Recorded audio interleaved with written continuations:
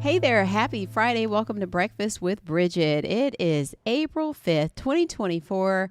Thanks for joining us. I'm Bridgett Ellison, and we're getting ready for the weekend, and we are headed into a beautiful stretch of days. Meteorologist Candos Campos is in the Pinpoint Weather Center, and you've got an easy job here this past couple hours. It's always nice when I get to come in and just talk about nice weather in the forecast rather than all that stormy stuff we dealt with earlier this week. So, Right. yeah, so I come bearing good news as we head into your weekend. So let's take it to the map, show you what's going on across Central Florida. If you haven't walked out just yet, you will notice it's a little cooler than yesterday as temperatures right now are starting off in the 40s and 50s. Look at those temperatures. We're at 46 degrees in Ocala. Leesburg sitting at 55 degrees, Kissimmee at 51, and Cocoa Beach at 59 degrees. Now, throughout the next few hours, we're going to be warming things up just a little bit into the mid 70s. The breeze not too bad out of the west-northwest, about 10 to 15 miles per hour. But we've got so much dry air in place that's continuing to filter in. We're also going to be watching the approach of a couple little pulses of basically as a very weak cold front. It's really going to come through with very little fanfare, but it's going to continue to keep us on this very rain-free, very comfortable weather trend, at least until about Sunday. Look at your lows for later on tonight. Early Saturday morning, you can expect once again to be dipping down into the 40s. So I would say light jackets will be needed throughout the morning hours today, this morning, and tomorrow morning. But then throughout the day, we're going to be rebounding nicely. Still running, though, below average into the mid 70s, both Friday, Saturday, maybe nearing about 80 degrees on Sunday. And then we're going to start warming things up early next week. Speaking of next week, there is a big story that we're going to be talking about. It's a solar eclipse. Now, the path of totality is going to be going right through the heartland of the country, not really here in Central Florida. We have to wait till 2045 for that one. But in the meantime, I know a lot of people just saying, oh, well, it's only going to be a little bit covered. Is it really that big of a deal? Well, the sun's going to be covered about 65% here in Central Florida. So that's still kind of fun and interesting, I think. So this is kind of the timing for your Monday, so you can plan accordingly. The partial eclipse, let's say in Orlando, will start about 1:45 in the afternoon. The maximum coverage that we will see again at 65% will be about 3 o'clock. And then the partial eclipse ends by about 4:15 in the afternoon. Temperatures are going to be in the low 80s. As of now, we're looking mostly clear in the forecast, so not too bad. Just make sure that you take the next, I would say today, if you're going to be ordering any of the solar eclipse glasses for you and your family. You could still purchase them, by the way, on Amazon, just making sure that they have the right codes and things like that. It has to say ISO, and there's a little certain number combination, Bridget, you want to make sure you have, says when you're putting them on the kids, you know that they're protected at looking at the sun. But I just checked. Amazon still has them. I know the Science Center is having events. The planetarium has events. A lot of our Orange County schools are going to be handing them out during school, libraries. So there's plenty of ways of getting free glasses if you're interested. We have all of that on clickorlando.com. Jonathan Kegas has just done a phenomenal job really breaking down the solar eclipse over the last couple of weeks to really kind of walk you step by step. He even has a really cool tutorial. If you don't have any plans this weekend, maybe you can work on it, how you can make a cereal box into a solar eclipse viewer too. So just a lot of cool stuff. Head on over to clickorlando.com. And then, by the way, a quick little plug. After the show, we got Weather-Wise, but on Monday afternoon, Jonathan Kegas is going to be doing a live stream or almost kind of like a watch party, different views, even in the path of totality, and of course, views here in Central Florida. He's got a cool telescope. Samara Kokinis will be checking on the temperatures up on our roof, seeing how the temperatures will fluctuate when 65% of the sun is covered. So just a lot of cool, geeky science stuff in a really fun way is going to be streaming on Monday. So making sure that you're right here on clickorlando.com and News 6 Plus, Bridget. All right. Well, we're looking forward to that. And, we have, again, like you said, on clickorlando.com, all of that information about those glasses, like you said, readily available, but you need to get those orders in. Yeah. And they come in packs. So, you can, get several and then, Split it up have a with the party. neighbors or your Yeah. friends or coworkers. Yeah, Share it with yeah. the classrooms, right? And And we've then been just talking save about it. Mhm. right. And we've been talking about the hurricane season, of course. Yes. And so researchers in Colorado are some of the main ones. Candace, you said that put out this forecast, and so they're saying it's going to be above average. Correct. Yeah. I mean, and some people go, you guys always say it's above average. Well, it kind of has been above average a couple seasons. And even Right. last year, where it wasn't one that we remember much for anything impactful here in Central Florida, we still had 20 named storms last year. So it was still an above average season. Now, this year is going to be different. So last year, we had El Nino, and El Nino was very helpful in creating wind shear. So basically, I always like to use this little paper. Hurricanes need to sit straight up, right? This is the eye Hmm. of the storm, right? They need to sit up. When you have a lot of wind shear, that means you have a change in wind with height, and it tends to do this. It breaks apart the Mm. hurricane, and then the hurricanes can't sustain. So even with the record warm ocean temperatures we had last year, we had just tons of wind shear, so storms couldn't keep straight, couldn't keep their little cylinder of strength, right? That eye of the storm. Now, as we start to move into the summer, there's about a 90 something percent chance that we are going to be seeing a La Nina transition. That's when the waters in the South Pacific start to cool. So it's almost a seesaw. So now you have even warmer weather, warmer waters in the Atlantic. And La Nina also decreases that wind shear. So we don't have all that shearing happening across the tropics. So what do you've got here? Besides a little bit of dry air, we've got just a lot of the factors and all the ingredients you need to pump up some pretty, impressive numbers when it comes to how many hurricanes or named storms we could see. So if you have the opportunity, you have a moment, Bridget, we can pull Yeah. up links one here. I can show you what the forecast number is. Yeah, Colorado State University has been issuing these outlooks for quite some time. Dr. Gray, for decades, I mean, he has since passed away. So, but he's been spearheading the forecast out of CSU, and they've always been a very reputable university when it comes to these updates. So they're forecasting 23 named storms, 11 hurricanes, 5 of them being major. You can see that is well above the average mark and above the average of last year.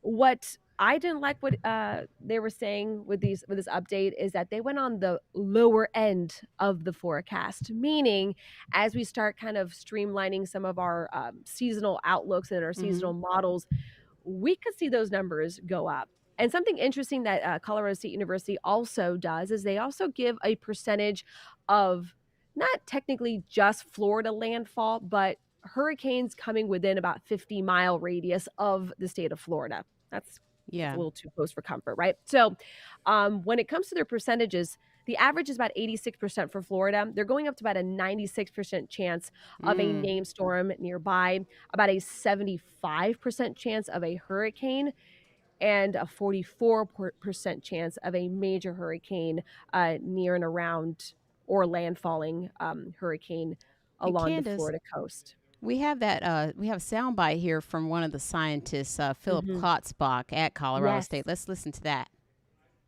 This is the highest April forecast that we put out. Well, that got cut short. Yeah. That I got cut mean, short, but he says you're talking about water temperatures that are in the top 5 warm. And unfortunately, he says, I think at least a little bit of somewhat the die is cast for 2024. So it's about the correct. warmth.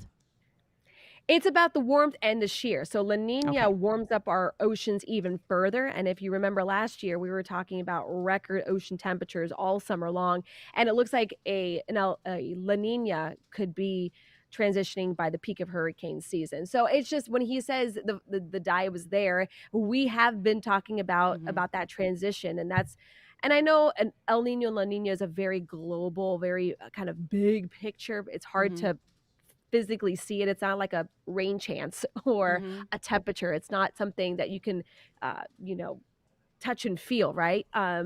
With the El Nino and La Nina, it happens. There was a very short-lived El Nino. It only lasted for less than a year, so it looks like we're going to get back into into that trend. Now, listen, Bridget, you and I have gone through the ringer with these tropical systems. You've lived in the Carolinas. Yeah, Hugo was the first major hurricane I went through, and actually, that's why part of the reason why my brother's a meteorologist today. But yeah, That's it's right. like these are core memories for both of us. Yeah, and speaking of going through a hurricane, I went through Hurricane Andrew um, back in 1992 You in were a South kid, Florida. yeah. I was a little kid. It's the reason why I became a meteorologist. But if you think about it, it was Andrew, letter A, in the end of August. So that Mm-hmm. technically was a low season. It was a slow Mm-hmm. start. Just So takes one. it just takes one. So making sure you're staying prepared. We have like a long list of really interesting stories that we're doing for our hurricane special that will be airing, by the way, on June 3rd. Chief Meteorologist Tom Sorrells was interviewed Phil at the hurricane conference that was here in Orlando last week. So we have a real cool in-depth conversation, kind of a back and forth between Tom and Phil. I mean, it's just Mm. it's gonna be one of those years that you're gonna hear a lot about hurricanes, and there's gonna be a lot to do with it. But is it going to be an impactful one here in Central Florida?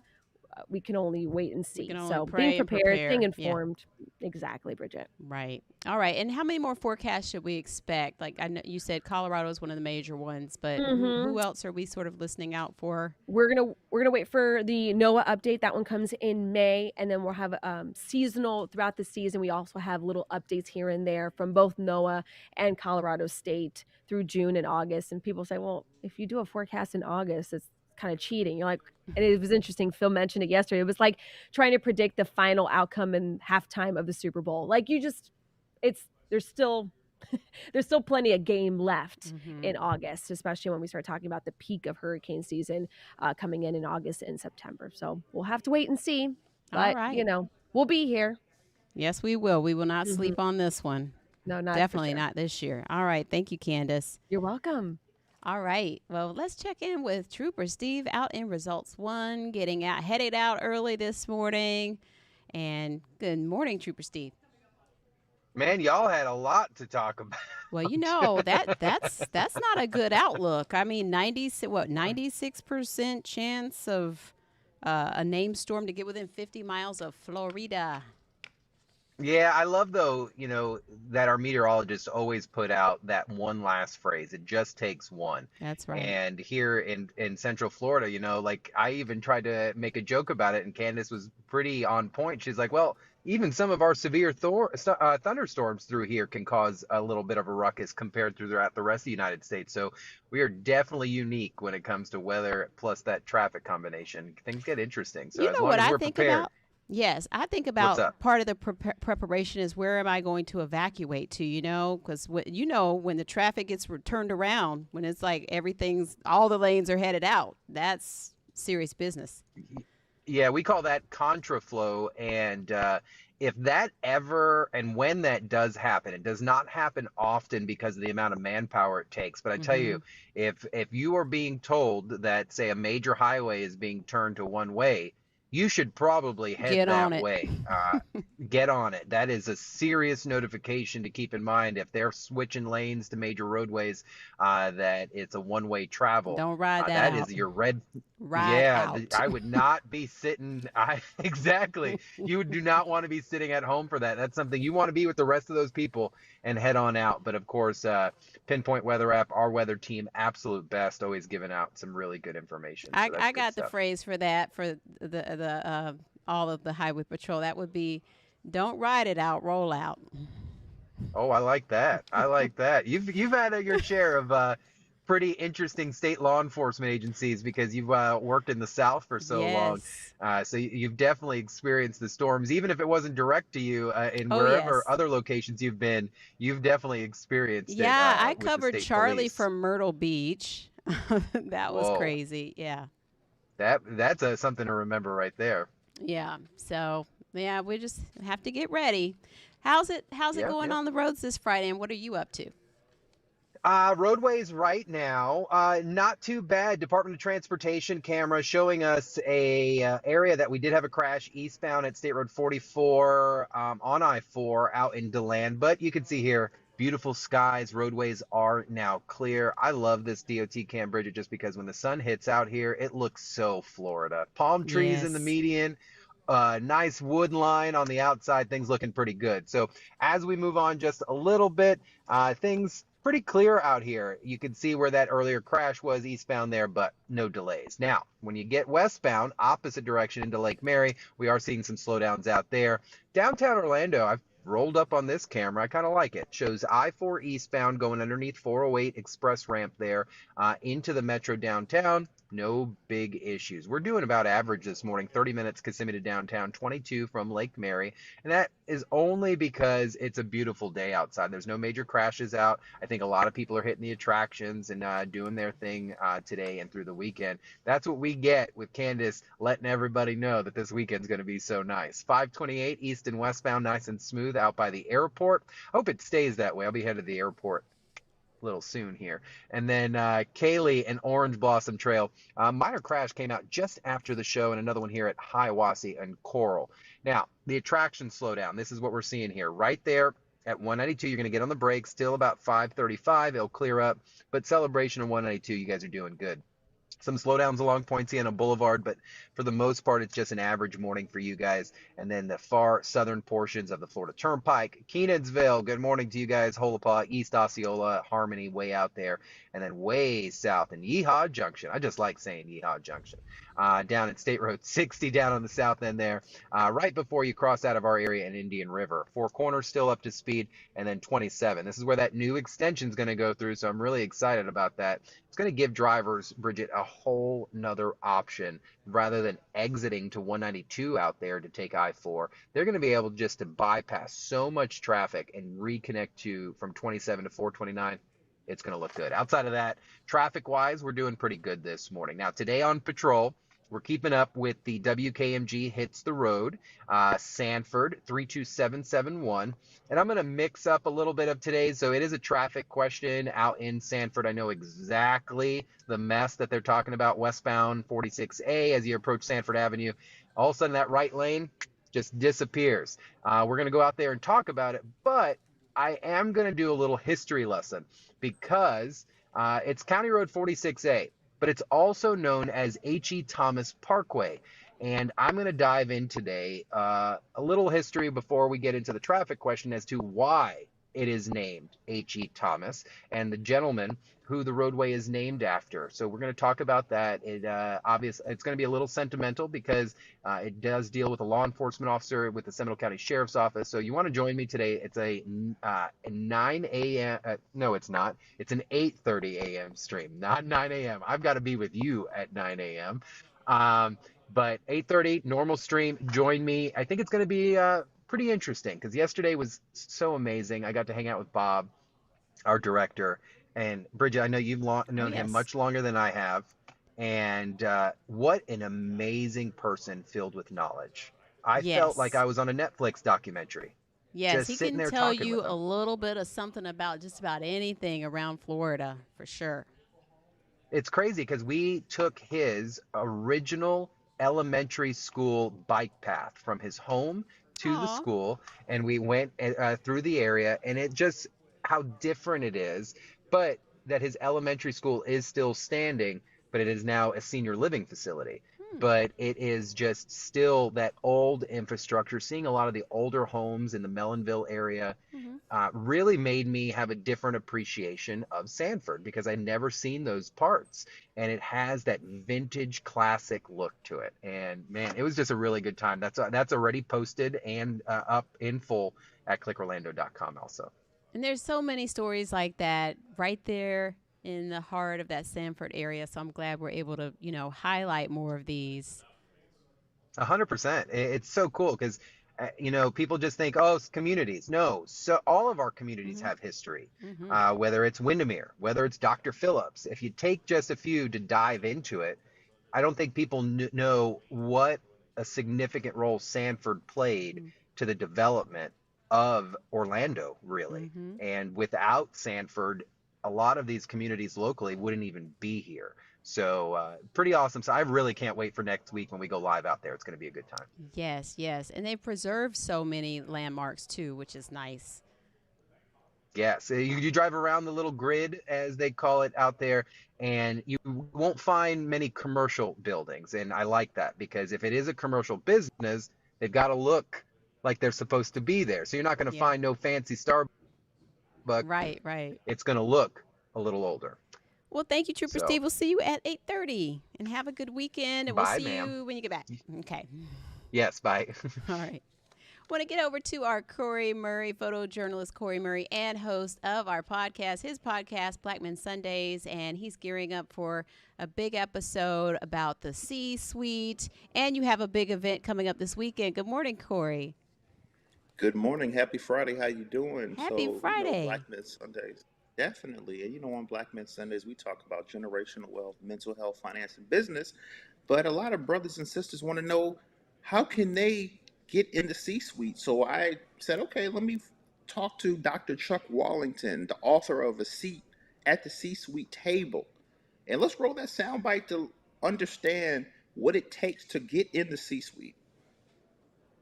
You have to have mastered, first of all, your day job. You got to have a great leadership style and brand. And then you have to have people who are cheering you on. Those are your allies and your sponsors, the people who are going to speak favorably of you and about you when you're not in the room.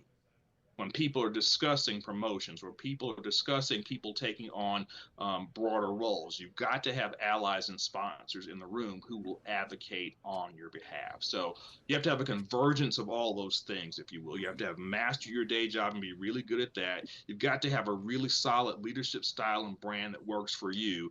And then you have to have people advocating for you when those opportunities come around. All right, Corey. So he's talking about how to work your way up to that upper level. Yes, when we're talking about C-suite, we're talking CEO, CFO, COO, CIO.